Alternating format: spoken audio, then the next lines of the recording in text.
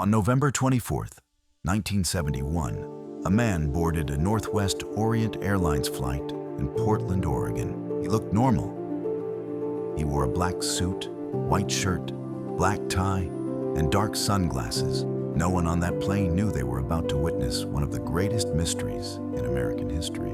The man bought his ticket under the name Dan Cooper. He paid in cash. He seemed calm, polite, and quiet. He ordered a drink and smoked a cigarette while the plane prepared for takeoff. Shortly after takeoff, he handed a folded note to a flight attendant. At first, she thought it was just a phone number, but he leaned closer and said, "Miss, you better look at that note. I have a bomb." The note said he had explosives in his briefcase. He quietly opened it and showed wires and red sticks inside. He did not shout. He did not panic. He was completely calm. Cooper demanded $200,000 in cash and 4 parachutes.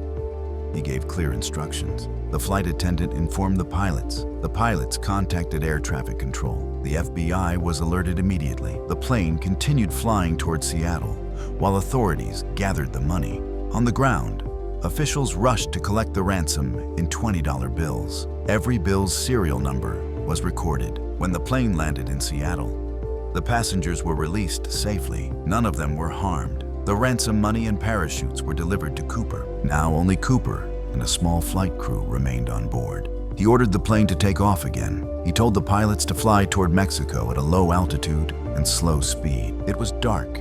Heavy rain fell outside. Strong winds shook the aircraft. The temperature was freezing. The crew stayed inside the cockpit, following Cooper's instructions. With a parachute on his back and the ransom money tied to his body, Cooper stepped into the cold night air. Then he jumped into the darkness below. The crew felt the plane shift slightly. They knew he was gone. When the plane landed later, Cooper had completely disappeared. The FBI launched one of the largest manhunts in U.S. history. Agents searched forests, rivers, mountains, and small towns across Washington state, but no body was found. No parachute was found. No clear evidence was discovered. It was as if he vanished into thin air. Investigators believed the jump was extremely dangerous. It was night.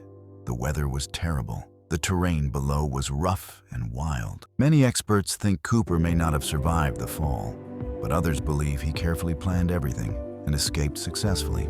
Years passed with no answers. Hundreds of suspects were investigated. None were proven to be D.B. Cooper. Then, in 1980, a young boy found something shocking near the Columbia River. He discovered bundles of cash buried in the sand. The serial numbers matched the ransom money, but only a small portion was found. The rest of the $200,000 was never recovered. To this day, the true identity of D.B. Cooper remains unknown. Did he survive and live a secret life? Or did he die in the wilderness that night?